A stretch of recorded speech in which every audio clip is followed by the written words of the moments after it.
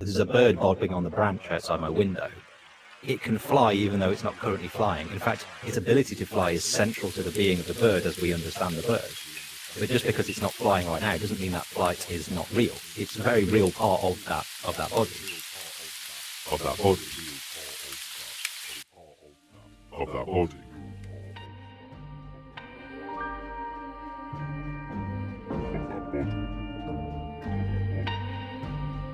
The acid left again. I'm Mike Watson here with Adam Ray Atkins, and we have our guest Graham Jones, author of A Shock Doctrine for the Left, out with Polity in 2018, and more recently the author and narrator of a podcast on socialism, science and spirituality called Red Enlightenment, which has been going since the spring, and which has in total 8 parts. And basically it addresses the idea of consciousness raising, incorporating a secular vision of spirituality, really in line with Mark Fisher's post-capitalist desire and acid communism.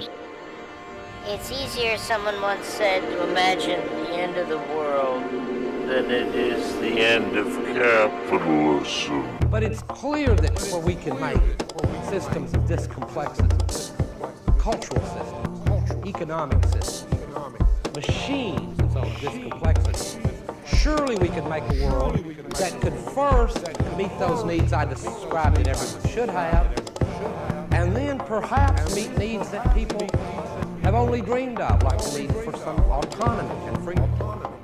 The need for that little space up there, the I part, to expand a little bit. Just a little. Just a little. Just a little. Socialism that could engage with the yearnings and dreamings in Miles Davis music. an aesthetic dimension. Radically incompatible with everyday life under capitalism. So I actually listened to 4 of the 6 existing episodes. I had a baby recently, so I'm not like able to really concentrate on stuff as I might otherwise, but I did really focus on those that I listened to. In episode 1, you really introduced the whole project of a Red Enlightenment, of a kind of socialist spirituality. But when you begin, you talk about something that's very kind of personal, but we can all relate to. That is, how can we go back to the old normal? It's seeming increasingly improbable that there will be an old normal. I don't think actually many people are now talking even about the old normal, but the question certainly is pertinent, also because I think we've actually lost sight of the old normal by now, because we just look to be going into like perpetual returning into some form of lockdown or demonstrating that you've been vaccinated. So there's this kind of elements of control that are persisting. But anyway, you talk about the new normal, or there not being a return to the normal, and your own personal experiences, I believe, of having COVID and bereavement, without wanting to push you on any of that. But you do say that your political anger sharpened because of COVID. Looking at all of that and how do you see the post-COVID world as fitting into the need for a blending of socialism and spirituality? Is there kind of a path now towards a Red Enlightenment that's any kind of easier or more urgent than before? Talking about sort of a post-COVID world, I think we're still quite a way off really having any idea what this is. The way that at least the government is talking, like you said, there is this kind of, at least this discourse about we can't go back to the old ways, we've got to find a new way of doing things, even though the Tories will be like, build back better, all this kind of stuff, but at the same time are then pushing for actually a way out of the pandemic, which is just a repetition of what came before.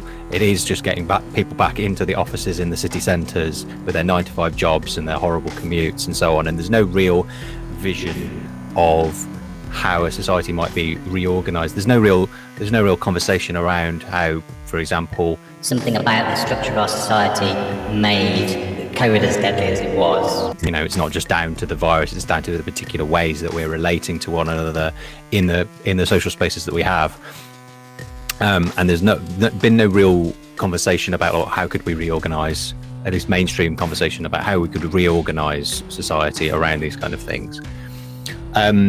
So for me, the aspect of spirituality, it's quite a broad one. Like anyone who's kind of hearing us use this word at the moment, before we've really kind of gone into what I mean by it, might think that's a sort of a strange angle. But we could talk a little bit more about like how I'm envisaging the word spirituality. But it's like you said, it's about kind of consciousness change, really, and about consciousness change in such a way that we can then reorganize the world in a sort of an intuitive way, in a new way, a change in people's worldviews, and not just a way of thinking about the world in sort of a rational way, but actually a new way of feeling the world. Of a new way of sort of being in the world, and for this to be sort of popularized as well, and not merely sort of like trapped into sort of niches. Whether we're seeing shoots of that at the moment in any sort of like largely organized sense, no, I don't think we do. We are seeing, I think, more people coming to similar conclusions, to similar ideas that I've kind of putting forward in the podcast.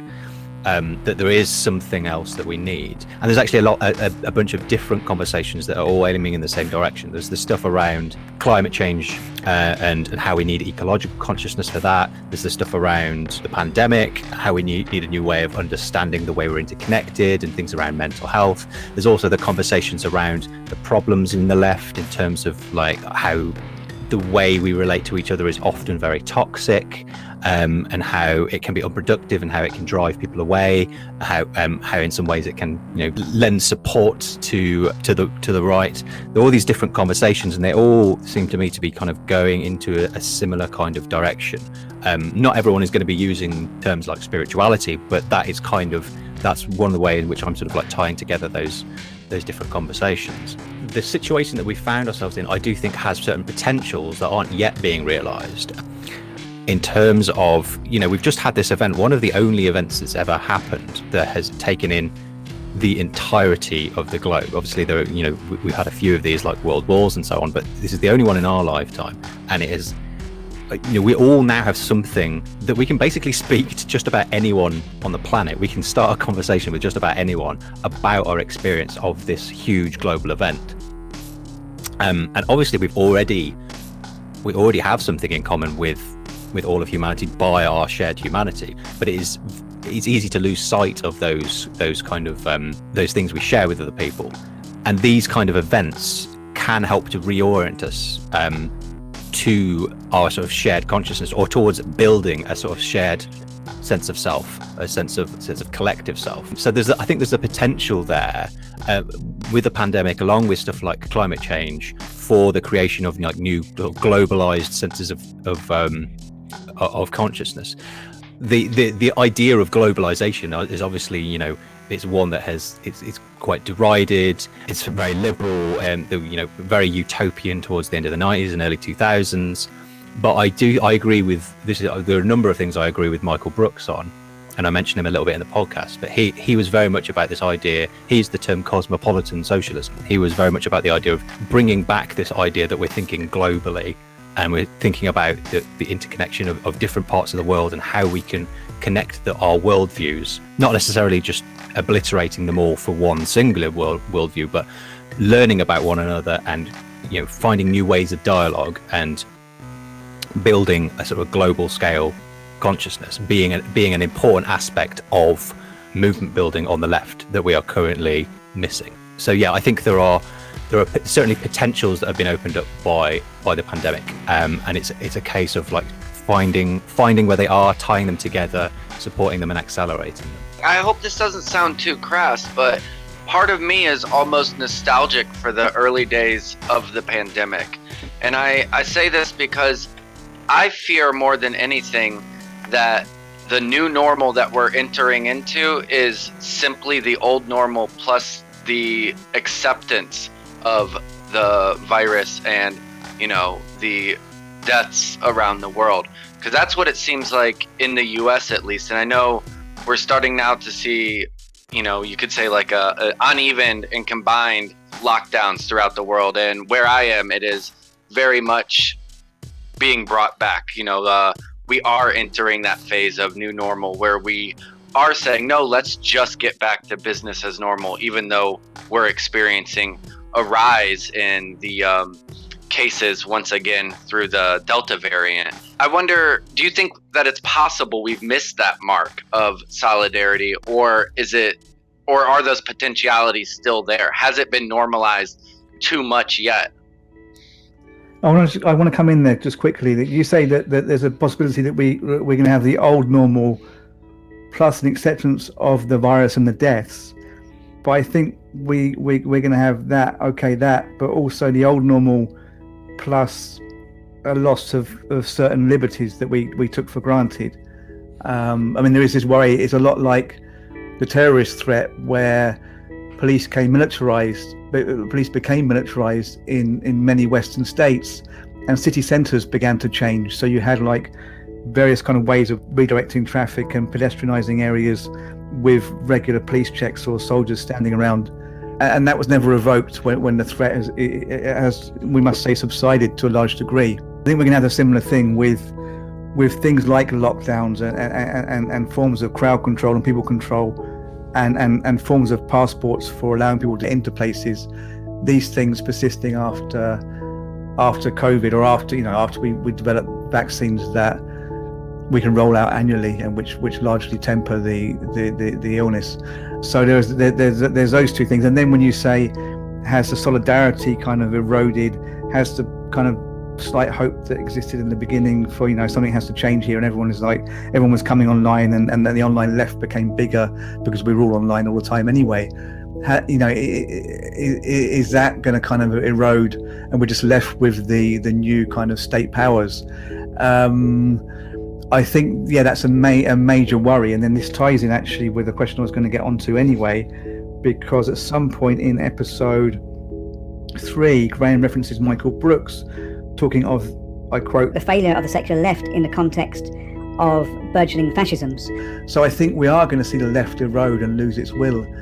Well, I think we're going to see the right wing step in there when the right wing already was kind of, on the rise. So these are all major concerns. So I'm going to kind of bundle them all together and then go back to Graham and say, what do we do? What do we do? What do we do? What do we do?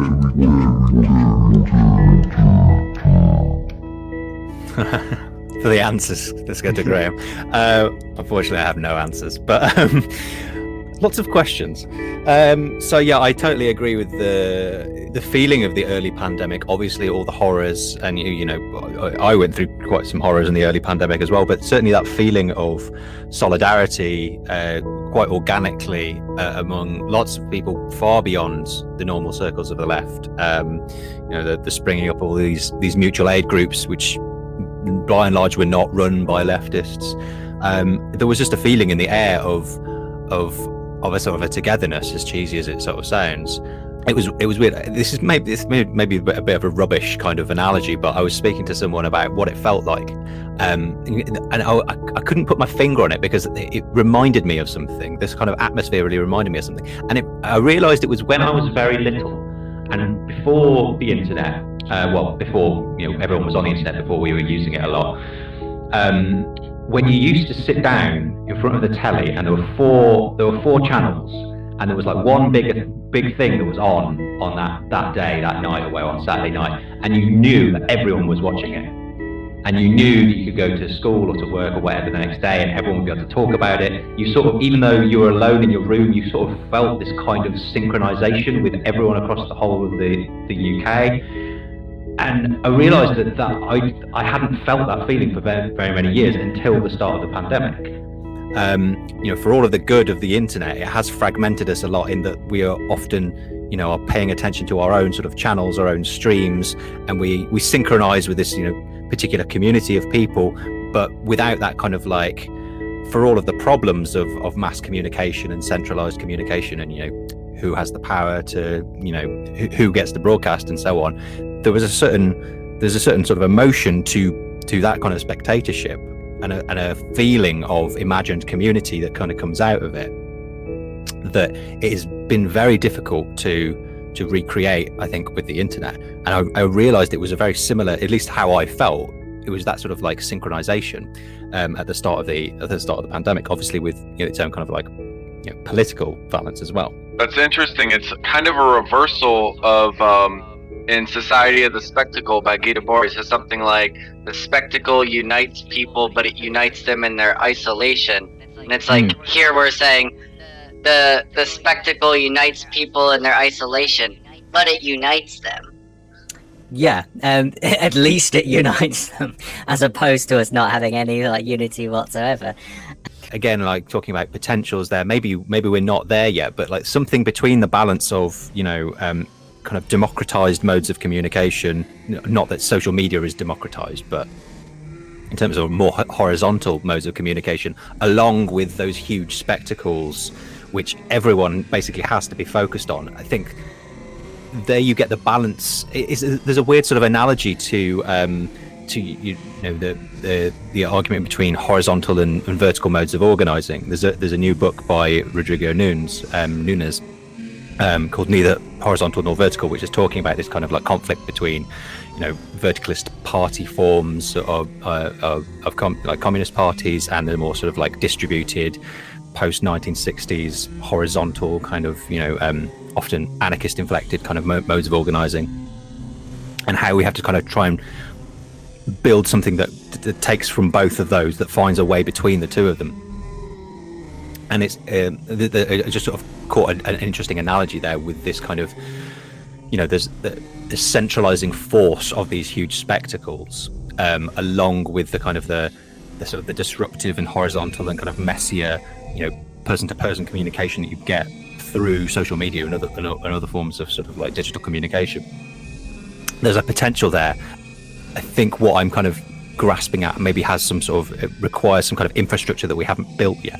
But that's just a kind of thought, that kind of balance between the horizontal and vertical, because I think that kind of comes in quite a lot as well with other things we've been talking about, conflicts in the left in general. But I wanted to touch on some of the other points we're talking about. This kind of the idea of the old normal coming back, but with new sort of securitization and things like this. This is something I don't have an answer for this. There is an unacknowledged ongoing failure of the left to make the most of what is going on in terms of how are we harnessing public anger and public discontent. There are ongoing street movements. You know, we have ongoing kind of Black Lives Matter. We have the in the UK we've got the Kill the Bill movement, and these things, they are sort of like sparking up. Extinction Rebellion's kind of seems to have like frittered away itself a bit, but nonetheless we have all these little movements, but none of them is really directly relevant to the pandemic itself or to lockdowns and things like this.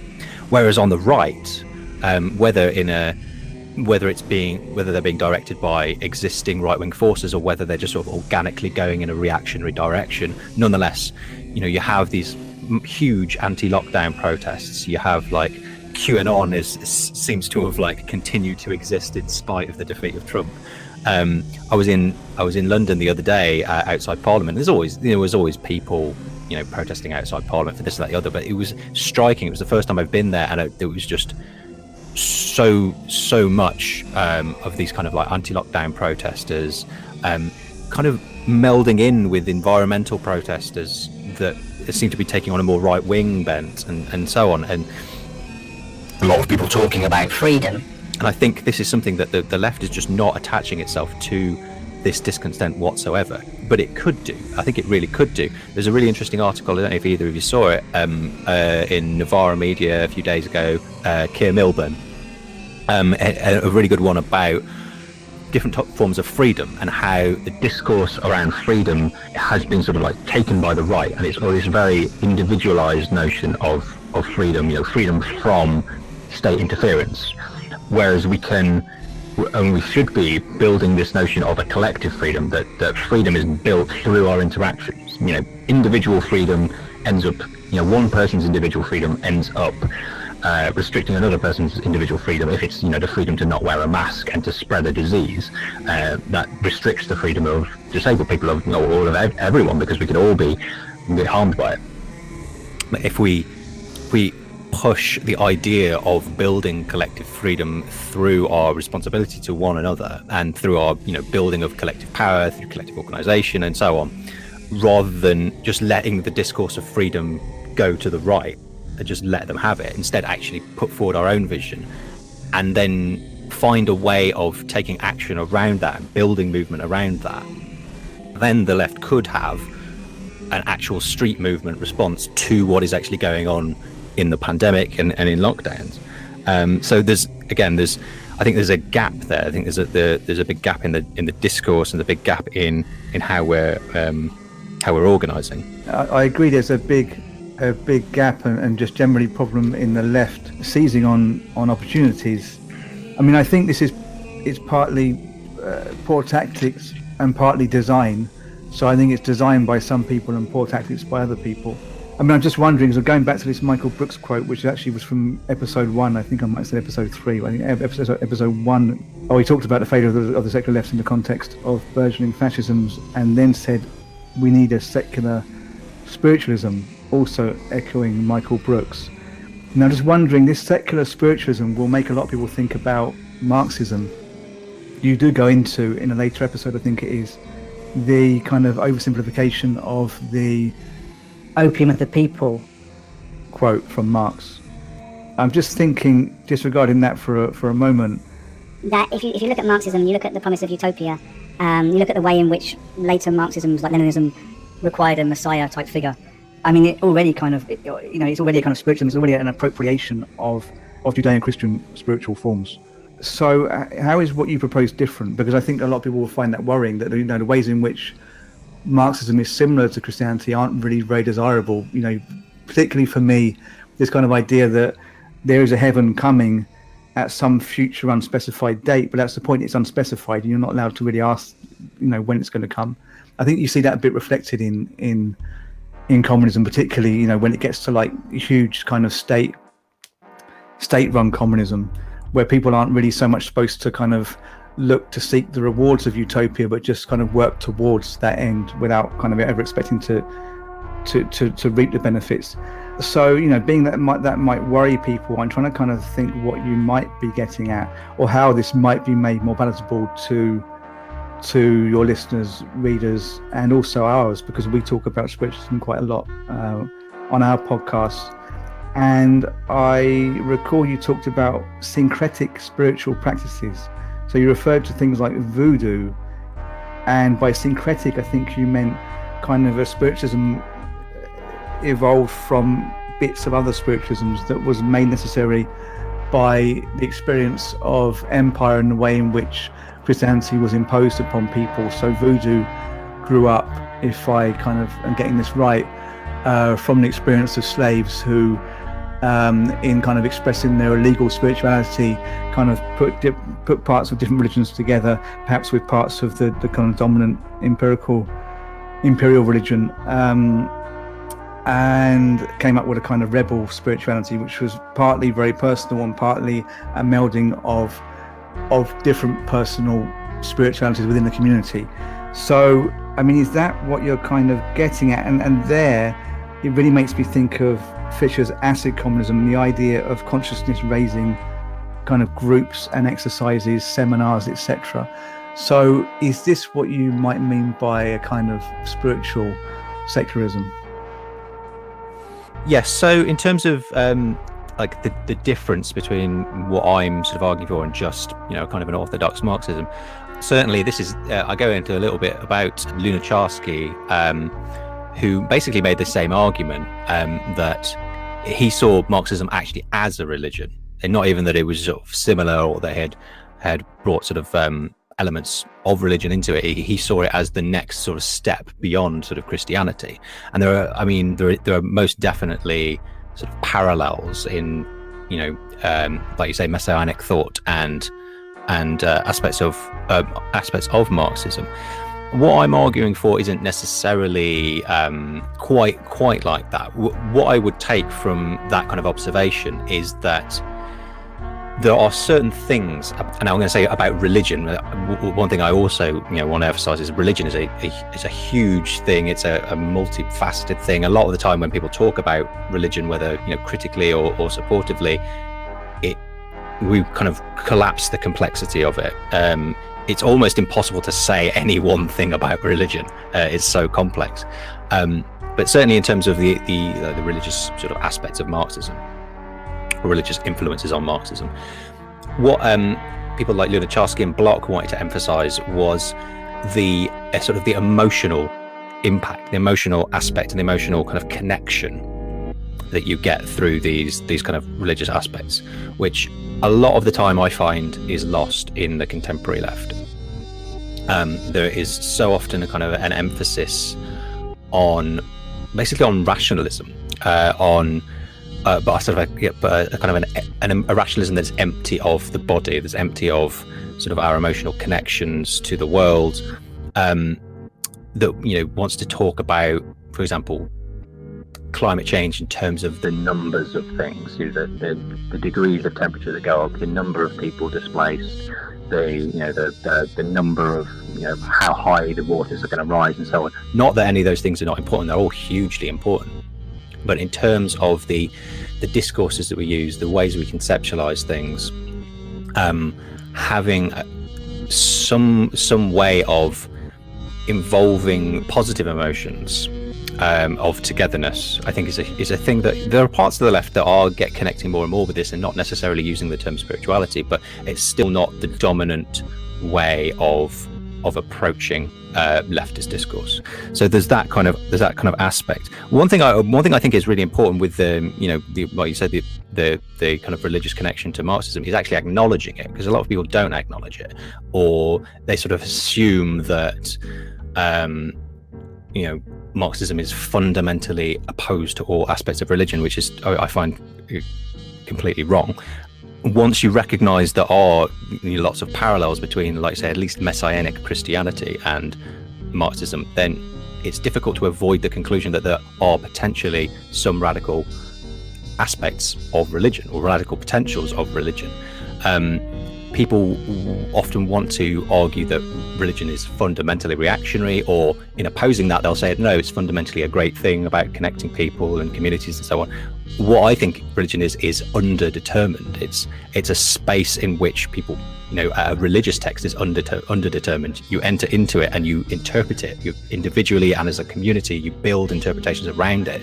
And from that, you can get both incredibly reactionary readings and worldviews, and you can get liberatory ones. I mean, it's demonstrable by the liberation theology movements that you can build fairly large scale communities that have a liberatory politics out of the Bible, as well as right-wing Christian fundamentalists. I'm thinking really of this idea of syncretic spirituality and the role of the individual in kind of bringing their own personal spiritual imagery, shall we say, which could also include prayers and rituals, their own spiritual practices, into a kind of communal practice. So I was just thinking about what you said about voodoo, which is something I'm not very familiar with, but I did speak to a brilliant young Royal College of Art student recently, one of the most unlikely people you'd expect to find in the Royal College, I guess, because I was giving a tutorial there, and his name was Red Black, and his granddad was a voodoo priest, and he'd found out about this. I think he himself was born in London, but his granddad, I guess, was in Haiti, and he learned about this, and he researched, and he kind of became a practitioner, or that's kind of what he follows. But he was kind of explaining how our Western perceptions of voodoo are very kind of mixed up, and there's this kind of big bias, as one expects, because all you see in films is like this kind of it's quite frightening kind of priest figures and all kinds of horrible stuff happening. But actually it's just kind of a very personalized religion where you go through kind of processes of change, and they can incorporate a personal imagery. And I mean, it's kind of, it makes you think of Jungianism, but also makes you think of a kind of psychotic process as well, which is something he said. It's not something I'm kind of imposing on it. But anyway, what came across was it being very personal and creative.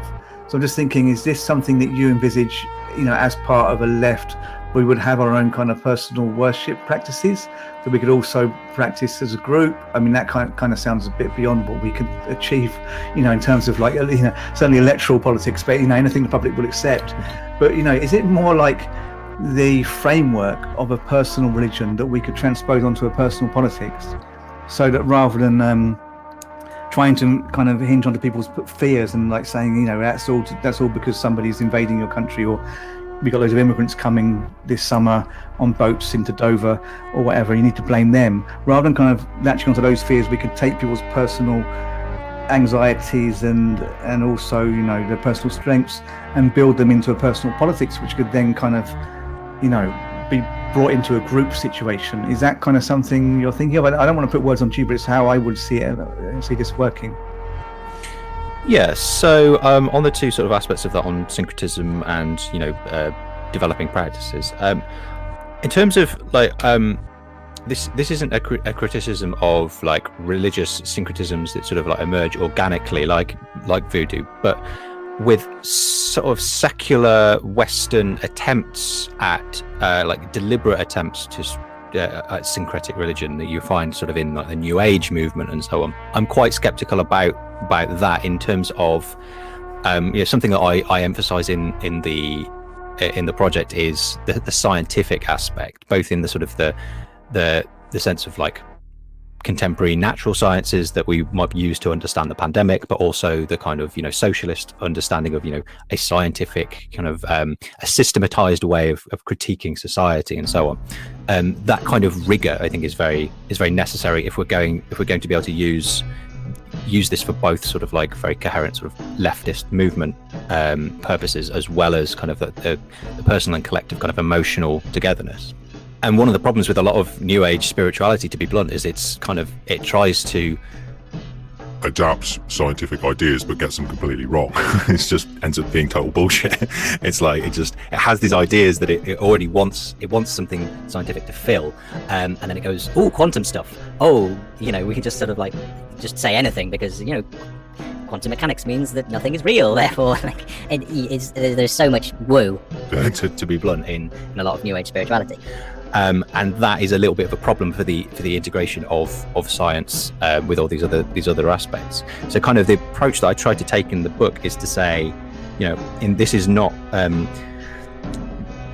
sort of like trying to replace anything, not trying to critique anything, but our position, which I'm sort of taking as, you know, you have Christian or lots of different Christian views over here, you have lots of different Buddhist and so on views over here, and what we're trying to do is not combine them all into something, but say that we have our position and we're going to sort of respectfully kind of interact with these different kind of worldviews, and we're going to kind of try to mutually transform one another, but we also recognize that, you know, we are coming from a different place, so we're coming from a different starting point if you're starting from a sort of a secular point of view. And so I see all of these different kind of worldviews as based on having particular sort of metaphysical systems, and those being embodied in certain like practices and ways of feeling and so on. So we start from our own kind of metaphysics, and those metaphysics are ones that we have to kind of derive out of a scientific ontology, a socialist scientific and a sort of a natural scientific ontology. And by doing that from sort of almost not necessarily starting there, but making sure that this is kind of like it's well grounded in this stuff, then we can kind of avoid a lot of the problems of Western New Age spirituality, which is often just, like I say, just kind of ends up being kind of almost anti-scientific in its sort of cherry picking and distortion of science. So that's why when I hear the term syncretism used in a sort of secular, not a criticism of like these organic kind of emergent religious syncretisms, but like the kind of secular Western liberal left way of doing it, I'm quite critical of that term. But nonetheless, it does have to involve a learning about all of these different kind of worldviews, and it's not just a case of like, you know, pulling out one idea here and then just sort of like mashing them together, but sort of learning from them, and like I said, going to some sort of like mutual dialogue and trying to find inspiration in other sort of worldviews as to how we can embody our sort of, you know, the metaphysical grounding that we're beginning from. And yeah, it has to involve. It doesn't necessarily have to involve like everyone having a shrine in their house and they're having their own personal sort of like religious practice quite like that. But and this is something that is going to come into the next episode that I'm just putting finishing touches to now.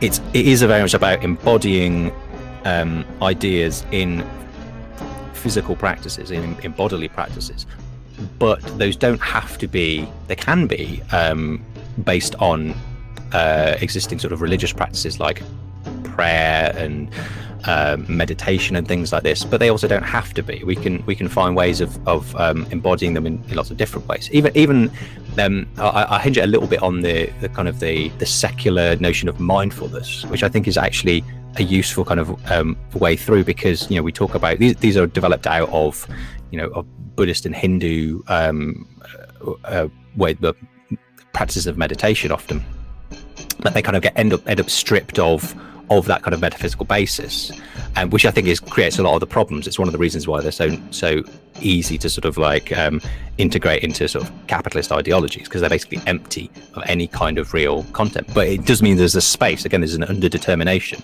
that we can sort of find our own interpretation of these practices. I took a little bit about, or at least in the current draft anyway, I took a little bit about mindfulness of eating. You can do mindfulness of eating. It's just when you're eating your dinner, you pay more attention. Like, you pay distinct, deliberate attention to all of the qualities of the food as it's like moving around your mouth, and all the different sort of shades of taste of sweet and sour, all the different scents, all the different, the movements against your tongue, down your throat, the warmth in your body as you're eating. You try and notice every single tiny little thing about it. And that could just be a nice way of enjoying food more.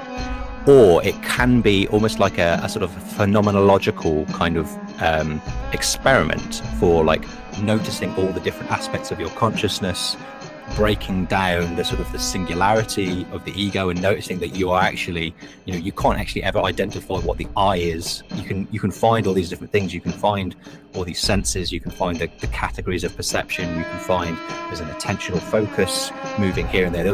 But you can, once you pull all these parts away, there's nothing there. To get a bit Buddhist about it, this is a Buddhist practice. If you stop bringing back in the kind of the way in which these sort of meditative practices were used to make you alive to the emptiness of the self and the interconnection of all things, and how you are sort of this emergent, flowing, not singular, not rigid being. You're all this flux. That was always the point of these kind of Buddhist practices, is they had this it was about consciousness change, about changing your attitude to yourself, at least in Buddhist terms, that there is no self. I don't necessarily follow that kind of metaphysical argument, but nonetheless it was about kind of pulling apart the rigidity of the ego. So you've got these things that are actually quite popular, like mindfulness, that can be one of the ways in. But then when you talk about mindfulness, most people think like sitting on a chair. All I'm talking about now actually is just attention. All that is paying attention. Learning to pay attention to the things you are doing and noticing your body. We can actually completely strip that away from any discourse about meditation or mindfulness. It's got nothing necessarily to do with sitting cross-legged on a mat, in a room with 30 other people.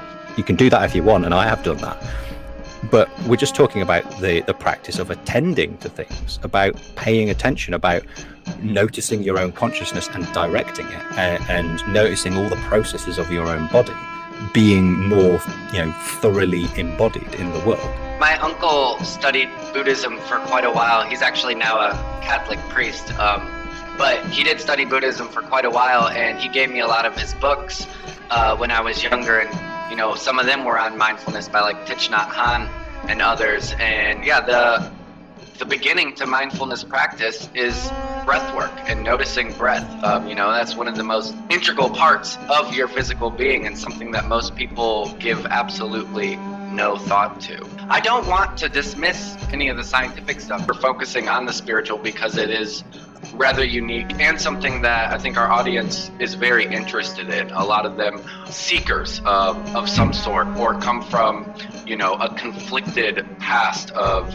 spiritual or religious teachings. I know I grew up mostly in the American South under very fundamentalist and reactionary communities. Not my family personally, but around me in general.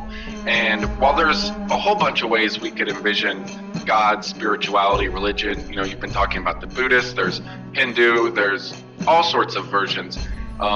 we often speak about this really narrow version, even for the Western like God. It's a very narrow version of that, it's a very specific understanding of it. And I think it's important to note earlier, like you're saying, that religion is very multifaceted. There's not a Christianity, there's Christianities. And in the work you outline two pretty different variations of like what we could conceive of as God compared to what you might find in a Baptist church. And those are the God of Hegel and the God of Spinoza.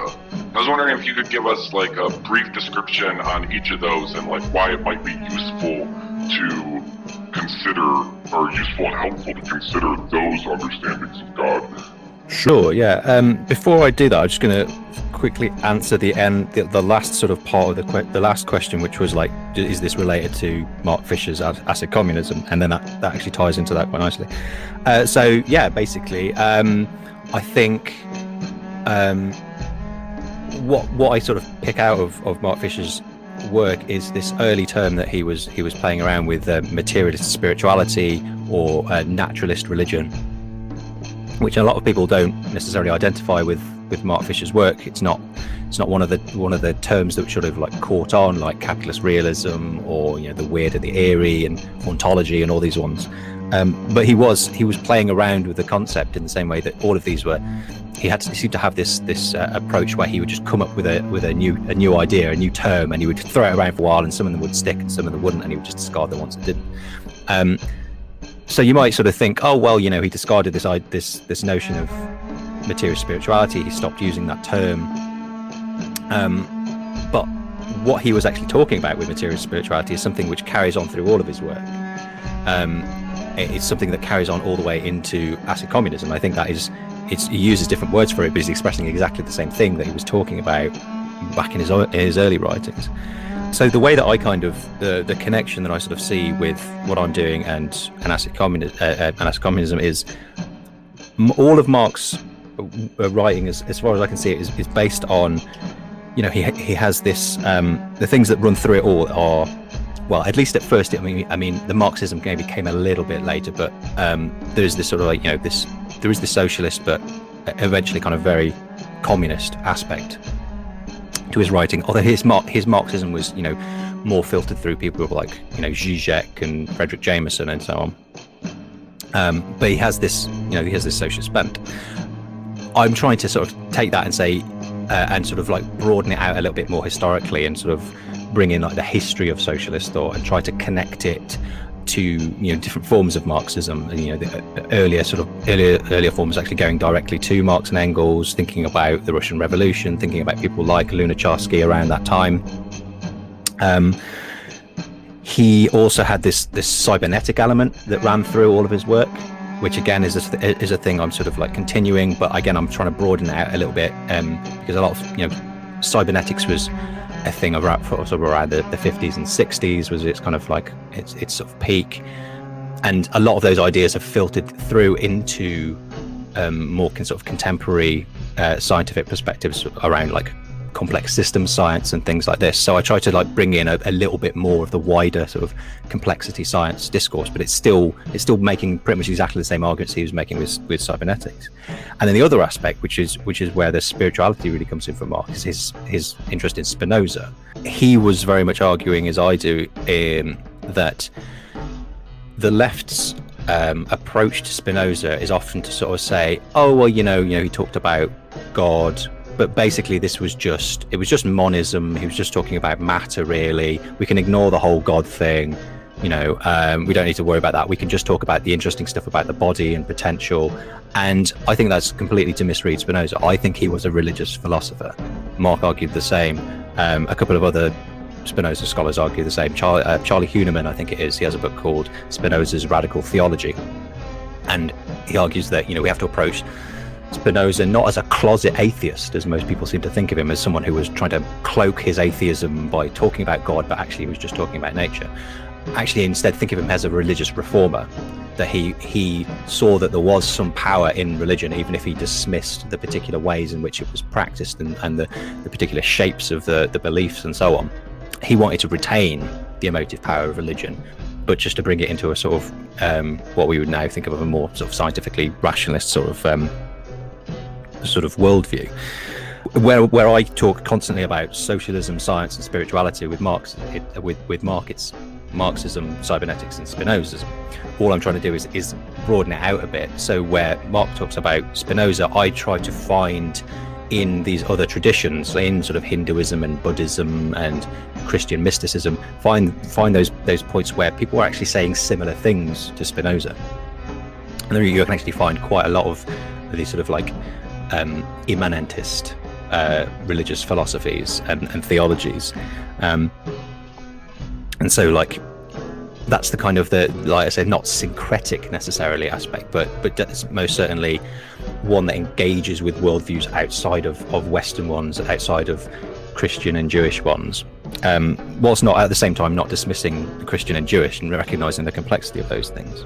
Between Hegel and Spinoza, so for the way that I understand Spinoza's God is that it is basically just being itself. It is the one substance out of which everything is a differentiation. Everything is a mode of God, which is why people sort of end up thinking, oh well, he's talking about matter therefore, but actually that's only one part of God. God, the one substance, is both mind and matter simultaneously. It's a parallelism. It's extension and thought. So basically, absolutely everything is God, and God is everything. And this is very similar, like I say, to things like people like Adi Shankara in Hinduism. You find lots of different examples of these kind of like religious monisms where kind of pantheistic kind of approaches to God, where God is everything, or is in some way in everything, is dipped in everything, or everything is dipped in God. And it means that Spinoza's God is one that you can't really.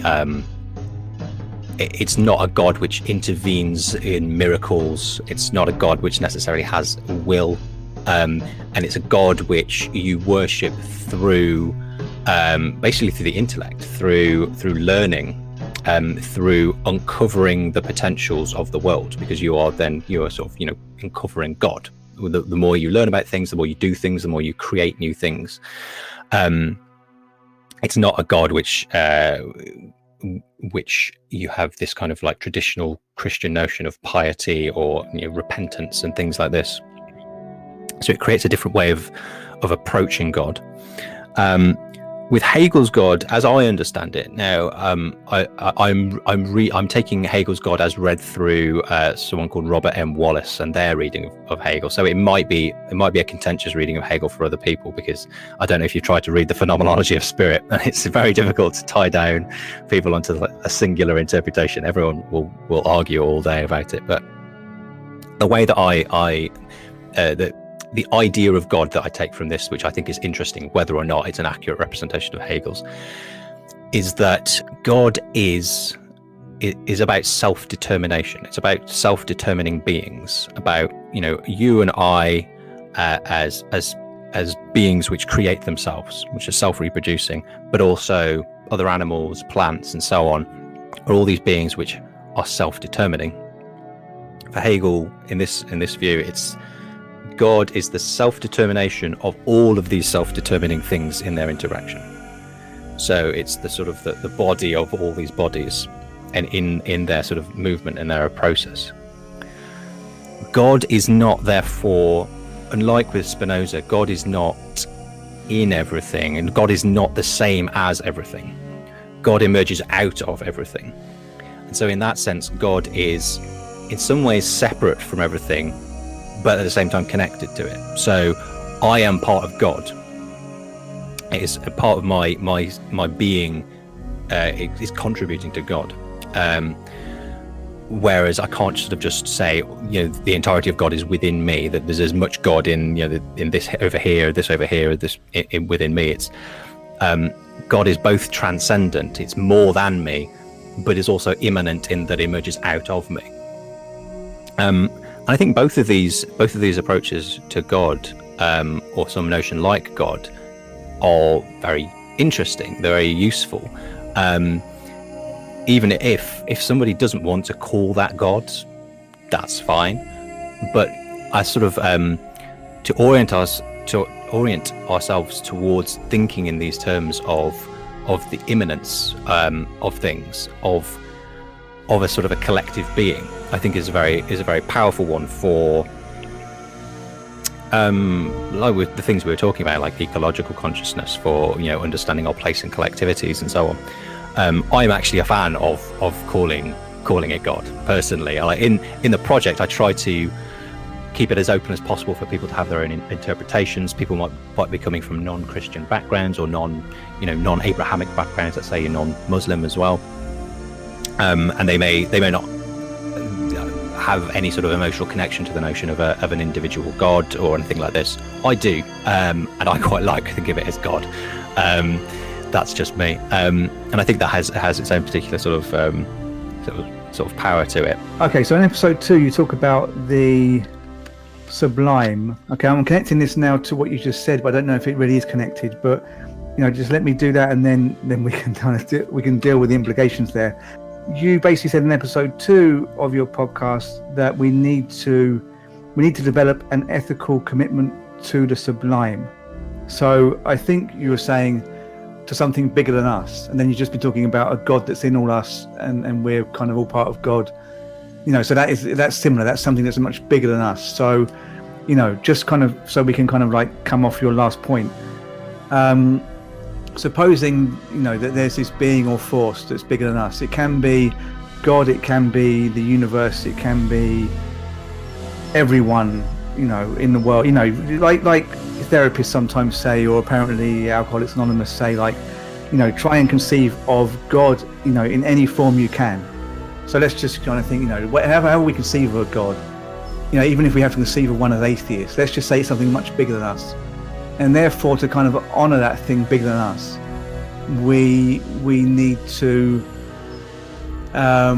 we need to develop an ethics that goes beyond human understanding. So this is kind of how I'm taking your ethics of the sublime. I don't know if that's how you really meant it, but let's just say that with an ethics of the sublime, with an ethics that is not simply kind of wishy-washy,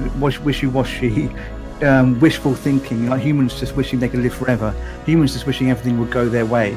To get beyond that, to develop an ethics that's worthy of the term ethics, worthy of philosophy, we need anyway to go beyond human understanding. We need to think about, what an ethics would be if a supercomputer were to make an ethics, or a god. And I think if you do that, you get into the tricky territory that this ethics surely would be completely kind of unresponsive to human desire. That the ethics we should be developing, the ethics which is ethically correct, i.e. one that goes beyond human indulgence or indulgence of human wishes, would disregard humans as such, surely. So I'm just thinking, how do we get around that? Because in a way that is my problem with accelerationism, or the right-wing acceleration, and it kind of says, well, the capitalism will develop forms superior to humans, and it's kind of okay if they then disregard the humans, and certainly human ethics as we understand it. And I kind of get this with a kind of like perfect ethics as well, because I think, well, then you're losing the humanity in ethics.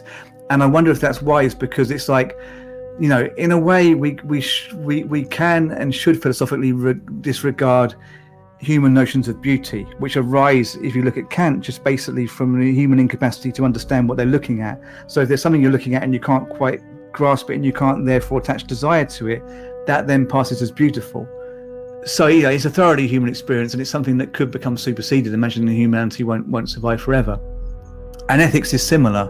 So in a way, if we're going to be really futuristic, we should disregard ethics. But on the other hand, being as we don't know that anything in the entire universe has either a notion of beauty or a notion of ethics, we should perhaps be fiercely and tribalistically defending those things, because they're great. So I'm kind of stuck. I'm kind of stuck here. So I'm wondering if you ever thought these things, or if you have any kind of answer. I certainly agree that the kind of the stuff about the vastness, like the extensive vastness of the universe, and looking beyond the human, these are really important things that I'm saying we should be able to focus on through this sort of spiritual perspective, whether we call it God or not, but something that vastly kind of outstretches the individual human and individual understanding. But it's not just about that kind of extensive unknowability. It's about unknowability in general, and what goes beyond human understanding doesn't have to be of that sort of extensive type. One thing that really interests me in the project is the notion of potential and the infinity of potential. When you start to think of the things around you, the world around you, as not just the sort of the actualized form that it appears to you right now, but as within its body having potentials to be otherwise, and thinking of that as actually real. It's not just it could be, but the examples I always like to go to are things like my ability to swim, for example. I'm not currently swimming, but I have the ability to swim. The swimming doesn't just become real when I'm swimming. It's there are structures within my body which make that potential a real thing, that if I was plunged into water now, I would instinctively start swimming. It is part of me. The bird I think the example I use in the podcast is that there's a bird bobbing on the branch outside my window. It can fly even though it's not currently flying. In fact, its ability to fly is central to the being of the bird as we understand the bird. But just because it's not flying right now doesn't mean that flight is not real. It's a very real part of that body. So we've got, like, the perspective I take is thinking in terms of potentials as equally real to the actual world. The problem is we cannot actually see potentials ever. As soon as they're actualized, they've stopped being potentials. We can't see this whole, I don't like the word realm, but I'm going to use it. This whole realm of potential is completely cut off from our ability to see it. And so there's an unknowability there within the smallest part of the world, within ourselves. We cannot even know our own potentials. I can see inside myself in terms of my thoughts, my feelings, but I cannot know what I am capable of doing until I do it. I don't know the things that I could learn and I could become. There's although I'm constrained to some extent by the contours of the human body and the ultimate limits of unaugmented human physical capacity, within those limits there is nonetheless an infinity of possible things that I could be doing, just as there's an infinity of numbers between 0 and 1. There's an infinite number of things I can do or could become despite my constraints of my body. And so we can start to see the unknowable and the things which vastly outstretch our current knowledge, even in the smallest parts of the world, even within our own selves. Where this starts to become ethical in my is I draw in some of the later episodes on Emmanuel Levinas. For him, this is central to ethics. Ethical behavior is about when you approach another person, another being.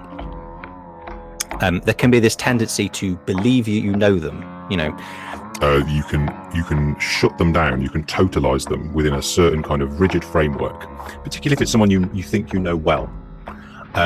You've seen their patterns of behavior. You've seen their moods. Their sort of the things they tend to do. You think you fully know them, but in doing so, you are approaching them in an unethical way, because you are imposing that on them. You cannot know them. You cannot see inside them at this moment. You cannot feel what they're feeling or think what they're thinking. All that you know about them is what they are projecting to you through their external emoting. You can never see their perspective. And so for Levinas to interact with someone ethically is to always presume you do not know, that they are beyond your understanding, that they are infinite in potential. It doesn't matter how well you know someone. You could be talking about your own mother, your own son. You do not know them, and the only way to find out, to uncover, is to communicate and to try and draw out, to actualize, to find what the potentials lead to in them, and to do that in a sort of a mutual dialogue.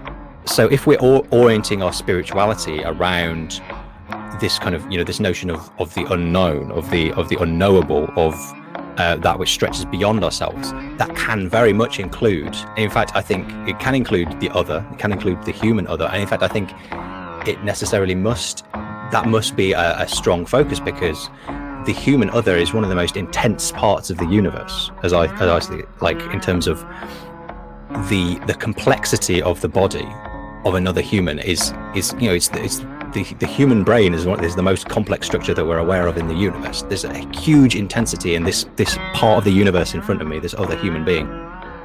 And so if we're interested in exploring the unseeable, the unknowable, the other human is the perfect kind of forum for that. We should be drawn towards other people and considering them and interacting with them and drawing out from them and drawing out from ourselves in dialogue with other people. And in that, at the same time, although we can't know exactly what someone is feeling and thinking, we also have to balance that with the knowledge that there are going to be certain parallels by virtue of both being human, and those parallels include their capacity for suffering. And so with all these kind of things together, I think if anything, I think we're not going far enough if we only think in terms of like the vastness of the universe and things like this. Those are beautiful, and I think they're an important part to play, but we also must be drawn to the infinity and unknowability of the other human. Yeah, I mean, I guess that's another perspective for sure. Yeah, it doesn't. Well, I mean, I wouldn't expect you to be able to answer what I said, but perhaps because it was a very big question with many different branches, and you actually came back with kind of an answer, but which introduced a completely different perspective. So that's for sure useful whilst I continue to think about this issue. When you talk about Red Enlightenment, or we talk about an acid communism, you're talking about bringing some kind of element of irrationality into left politics. And there's a lot of irrationality in right-wing politics right now. There are kind of conspiracy theories, there are anti-vax movements which also kind of revolve around conspiracy theories. There's racism, so kind of projection onto the other. I mean, it's a kind of an explosion of irrationality, basically. And in a way, it's like I envy the right, because they're doing in a way what the acid left broadly wants to do, in the sense of like imagining things and projecting them onto the political stage, but they're just imagining the wrong things. But I think they're really just kind of grasping for a narrative. People are feeling very desperate and trying to kind of work out what to do next, and feeling there isn't like a story that expresses their fear or leads a way out, so they're kind of collectively writing stories over the internet. And actually, I think your talk about mindfulness is interesting, because it kind of leads us to think, well, maybe we don't need to make new narratives. Maybe we need to stop ourselves panicking and wanting new narratives, so we can just kind of focus on what exists. But going beyond that, there's a risk that when acid communism talks about counterculture, and there's an element of embracing the abstract, which comes down from Adorno and Benjamin, and actually Fisher talks about Adorno and Marcuse in the introduction to acid communism. Marcuse also talks about bringing kind of an abstract element into art making, but linking that to protest, which Adorno wouldn't ever have wanted. But basically, if we put this kind of irrational element into the left, isn't there a possibility that the right will turn around and say that we're being irrational, or even other parts of the left? So how do you counter that? So I wouldn't necessarily think of it in terms of irrationality. I think it's a different understanding of rationality that in some ways I would argue is actually more rational than the typical understanding of rationality. Rationality, as it's typically talked about, is this sort of like transcendent notion that goes beyond the human, that there is the rational and there's the non-rational, and we either accord with it or we don't. It's a sort of an abstract notion.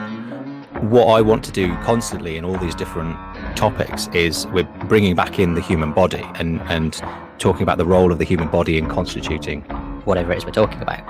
And with rationality, it's about sort of trying to uncover where does rationality emerge from in the human body, in terms of its interaction with its environment, its creation of worldviews that help it to predict, that help it to sort of navigate through the world. And think about, well, okay, when it comes to something like religion, talking about God and so on, the argument is that often you hear is, oh well, this stuff is irrational, we have to get rid of it, we want to be rational thinkers, so we've got to get rid of religion. But for me, that is an irrational perspective if it doesn't consider the fact that religion is clearly a very powerful thing for most humans. There's something about the human body which is attracted to religion. I mean, even today in a supposedly post-religious world, it's, you know, something like 85% of the world's population is still religious. There is clearly something that throughout human history has drawn human beings towards religious belief. The rational, the genuinely like hyper-rational way of approaching this is to say, well, when these messy human bodies, they kind of go all over the place, they're attracted to this kind of thing, they're attracted to religious belief. How then do we approach the human body to make use of that tendency for the purposes that we want, for the rational purposes that we want, you know, a rational sort of communist society or whatever? How do we make use of the human body's tendencies to help us bring it in that direction? Then you have a sort of an immanent kind of rationality. You're talking about like the embodied reason that is produced by the human, rather than thinking of reason as just this kind of free-floating kind of abstract notion. Mark talks about when he's talking about consciousness raising and materialist spirituality, he talks about self-engineering, seeing oneself as a complex system, and sort of thinking about, well, where and how can I intervene in myself? And this is just my personal kind of experience. It's not something I necessarily am bringing into the book, but I personally come from a culture which is quite Christian. I have you know, thought of myself as an atheist through most of my sort of like young adult life, but I have come to the realization that I have a very strong emotional attachment to a lot of religious imagery, a lot of religious ideas and narratives and so on. And I also am aware of the fact that I am not singular. I am not just an I, this rigid ego. I am all kinds of different processes, and they can be highly contradictory. They can be sort of in dialogue, producing all kinds of weird stuff. My hyper-rational, the me that is talking bit, and the desires that are driving me in a certain direction can be entirely in conflict. And often what I will do, even though I do not believe in a personal God, you know, I have an idea of God that's sort of, you know, something around Spinoza, Whitehead, Hegel. It's something similar to all those. But when I'm in a really bad space, and I feel really horrible, I pretend to myself that I believe in God. I just let myself do it. I just kind of suspend my critical faculties, but rationally.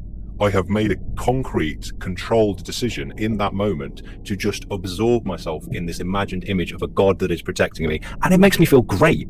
I feel fantastic.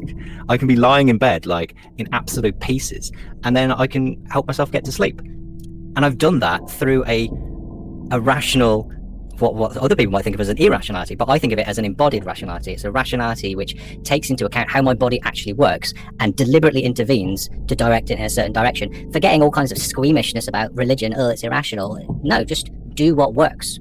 And when I say do what works, I don't mean like just in the moment. Obviously, do what works that will, that we have a good reason to believe is going to drive us in the right direction. It's not enough to just do what works in the moment and then that end us careering off into some other kind of reactionary direction. We do have to consider very much the relation between what we're doing now and our sort of utopian goals, but nonetheless. The left often talks about mutual aid. We think of that small ways, but really in a larger scale, the people performing the most mutual aids tend to be church organizations. They may not be the mutual aid we necessarily want to see. It might only be for a small community, but they're doing quite a bit of it. And I was just curious if... And I don't attend church, so I'm not like trying to promote that. But I'm wondering if this notion of materialist spirituality has room for the practice of attending church, and if so, what would that look like? Or is it a completely separate practice? What would that look like? Or is it a completely separate practice? What would that look like? Or is it a completely separate practice?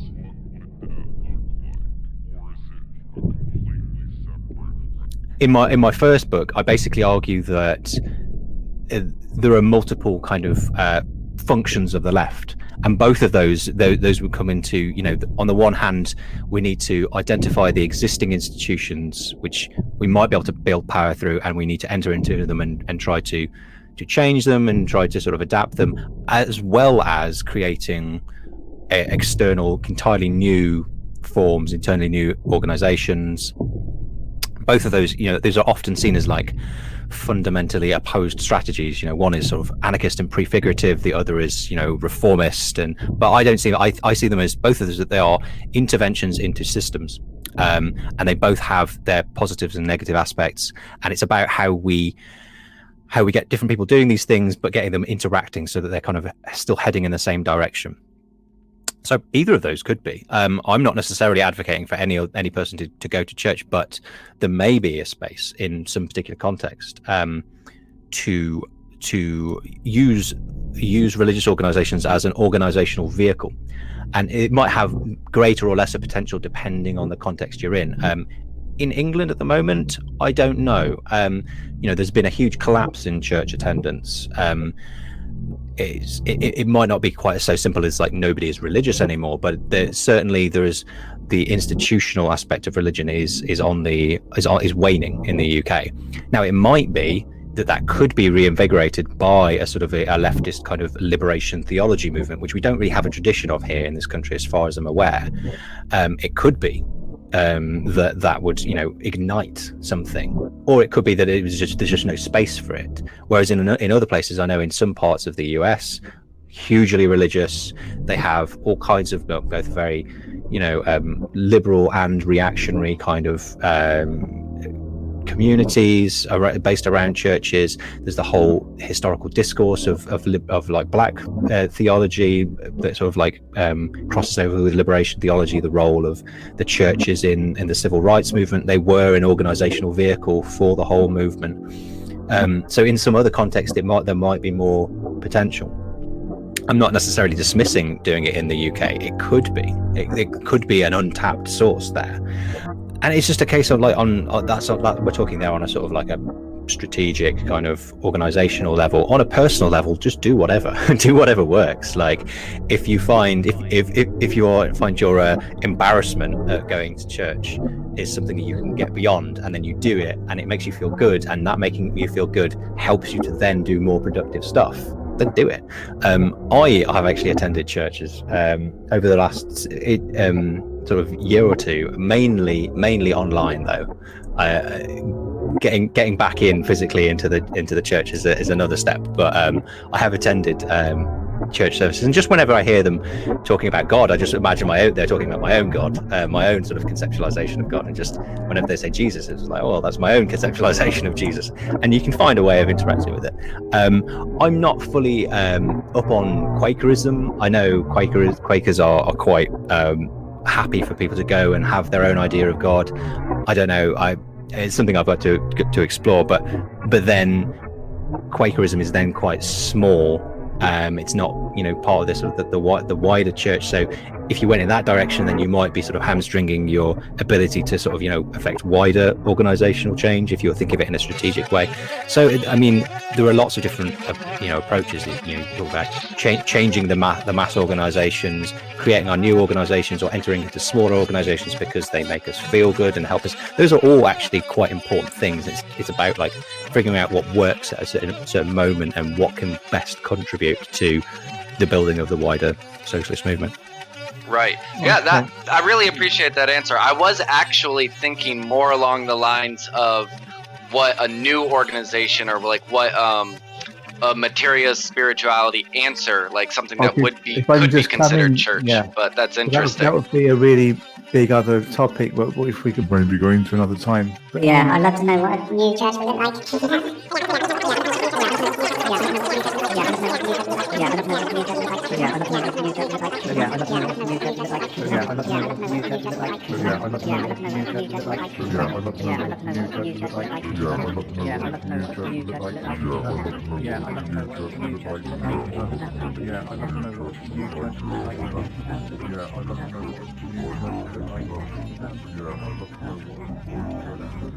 If you have been enjoying our content, please consider registering your desire with the algorithm by liking and subscribing.